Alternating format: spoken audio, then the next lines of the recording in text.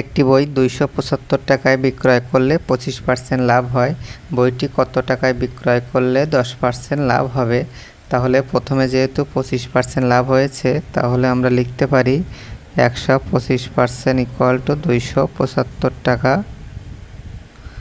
1% equal to 275 ভাগ 125 টাকা। সুতরাং 100% বা ক্রয় মূল্য ইকুয়াল টু হবে 275 ইন্টু 100 ভাগ 125 টাকা।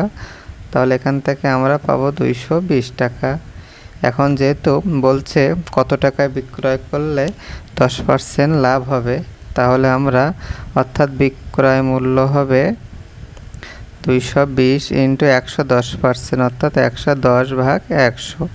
তাহলে 0 0 কাটা গেল, 22কে 11 দিয়ে গুণ করলে আমরা পাবো 242 টাকা। এটাই আমাদের উত্তর।